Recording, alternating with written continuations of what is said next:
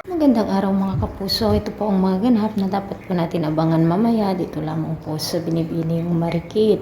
Gusto ngang ipa-deport ni na Mayumi itong si Ikit upang makauwi na sa Pilipinas dahil daw sa panggugulo niya sa kanyang pamilya.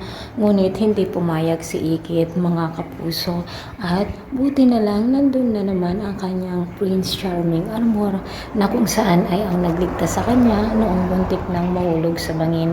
At walang iba kundi si Drew na itong si Tony Labrusca mga kapuso, at tinulungan nga niya itong si Marikit upang mailayo sa kinaroroonan ni na Mayumi.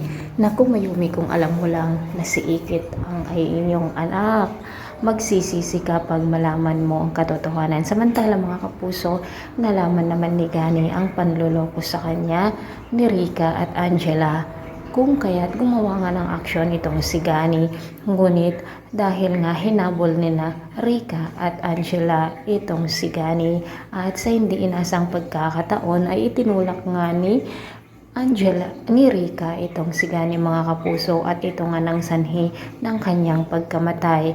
Umuwi naman itong si Marikit dahil nga tinawagan siya nitong ama niyang si Gani, ngunit huli na ang lahat dahil nga madadatnan na nga niyang isa ng bangkay ang kanyang ama. Mga kapuso, kailan kaya magdusa ang mag-ina dito sa panloloko nila kay Gani, at ngayon naman ay pinatay nga ni Rica itong si Gani mga kapuso. Kailan kaya sila makukonsensya at malalaman kaya ni Ikit ang lahat ng mga kasamaang ginawa ni Rica sa kanila, lalong lalo na dito sa kanyang tatay. Maraming salamat po. Pakaabangan po natin ang kilig moments ni na Ikit at Drew mga kapuso.